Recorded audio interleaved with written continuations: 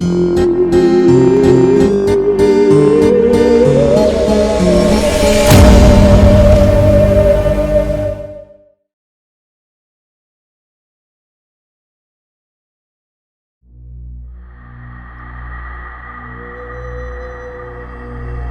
मैं आपको कुछ ऐसा बताने जा रहा हूं जिससे मेरे पिता अतीत में गुजरे थे। मेरे पिता के गांव में अभी भी एक प्रथा थी जिसे मृतकों के साथ एक रात कहा जाता था। उस समय इस क्षेत्र की प्रथा पुरुषों के प्रति बहुत सम्मानजनक थी और महिलाओं को तुच्छ दर्जा दिया जाता था। उस समय अपने पति के घर लौटने पर महिलाओं को काफ़ी निराशा होती थी। महिलाओं को अक्सर कड़ी मेहनत करनी पड़ती थी। यदि वह अच्छा काम नहीं करती थी तो महिलाओं को उनके पति द्वारा पीटा और प्रताड़ित किया जा सकता था। स्वाभाविक रूप से किसी को भी ऐसा करने का अधिकार नहीं था। अन्य लोगों के पारिवारिक मामलों में हस्तक्षेप करें और कोई भी महिलाओं की रक्षा नहीं कर सकता है। और निश्चित रूप से महिला का परिवार निश्चित रूप से नहीं चाहेगा कि उनके बच्चों के साथ ऐसा हो। कभी कभी पुलिस महिला की मौत का कारण आत्महत्या बताती है और पति के परिवार को कोई सजा नहीं होगी। गांव में एक प्रथा बन गई थी कि पत्नी की मृत्यु के बाद पहले दिन गांव के युवक पति को बांध देते थे और एक रात के लिए उसे पत्नी के शव के साथ बंद कर देते थे। अगर अगली सुबह कुछ नहीं होता तो इसका मतलब होता था कि मौत का कारण इसका पति से कोई लेना देना नहीं था या मृतक ने पति को माफ कर दिया था। प्रथा का उद्देश्य था कि पुरुष अपनी पत्नी के परिवार को शांत करने के लिए कुछ यातना सहे। जब मेरे पिता छोटे थे तो उनके दोस्त की बहन की शादी अपने पति के घर लौटने के बाद हुई थी। 1 महीने बाद उसने खुद को फांसी लगा ली। इसलिए भाइयों के सहयोग से वे पति के गांव गए और उस व्यक्ति को उपरोक्त प्रथा को निभाने के लिए बांध दिया। मेरे पिता ने कहा कि उस समय वह आदमी अभी भी बहुत दृढ़ और जिद्दी था और कह रहा था कि वह उसके साथ बहुत अच्छा था। पत्नी और वह मानसिक रूप से परेशान थी, इसलिए उसने आत्महत्या कर ली। जब पति को पता चला कि उसे उसकी पत्नी के शव के साथ एक कमरे में बंद कर दिया जाएगा तो वह इतना डर गया कि वह चिल्लाने लगा और छोड़ने की भीख मांगने लगा। अगर वह ठीक था तो उन्होंने उसे उसकी पत्नी के शव के साथ छोड़ दिया। अगली सुबह वह मुक्त हो जाएगा। जाने से पहले इन लोगों ने लाइटें बंद कर दी और दरवाजे बंद कर दिए। अचानक पूरे कमरे में अंधेरा हो गया। केवल चंद्रमा की रोशनी खिड़की से चमक रही थी। जगह पूरी तरह से अंधेरी थी। केवल वह आदमी और लटकती हुई लाश पति रह गए थे। आंखें लाश पर टिकी हुई थीं। इस स्थिति में उसे भय की भावना ने घेर लिया। चाहे पति कितना भी बहादुर क्यों न हो, वह इसे बर्दाश्त नहीं कर सका। उसे डर लग रहा था। उसका दिल उसकी छाती में धड़क रहा था। उसकी सांसें रुक रही थीं और एक त्वरित शोक की उम्मीद थी। पत्नी का शरीर ढका हुआ था। आधी रात तक पति की चीखें स्पष्ट रूप से सुनी जा सकती थीं। पत्नी की लाश, कमरे में पड़ी लाश, अचानक एक भयानक हंसी के साथ खिलखिला उठी। लाश लगातार हिल रही थी और उसने सफेद कपड़ा खींच लिया था। कुछ देर बाद लाश अचानक धीरे धीरे खड़ी हो गई।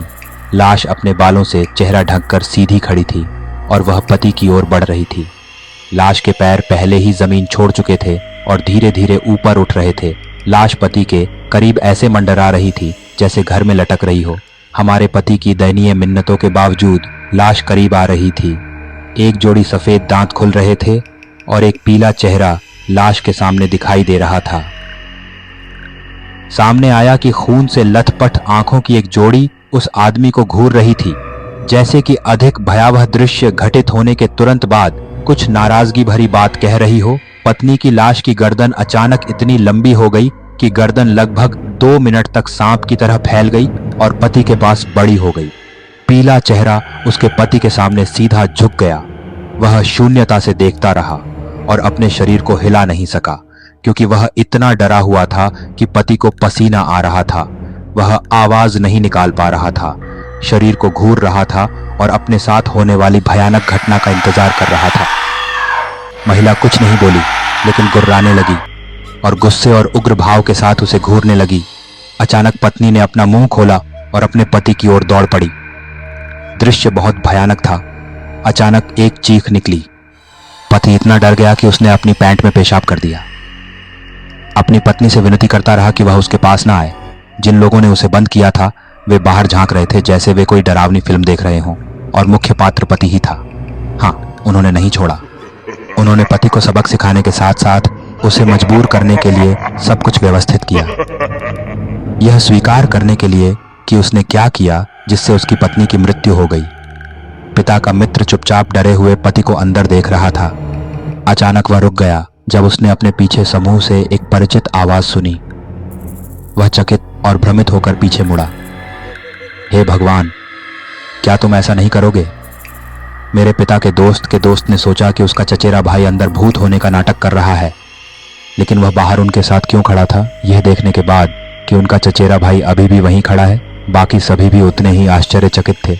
चचेरे भाई को और भी अधिक आश्चर्य हुआ। उसने अपनी विग उतार दी और कहा कि योजना पूर्व निर्धारित थी। पति को डराने में अभी भी आधा घंटा बाकी था। यह बहुत जल्दी थी। वे सभी भ्रमित थे और उन्हें लगा कि कुछ गड़बड़ है। तो भूत होने का नाटक कौन कर रहा था?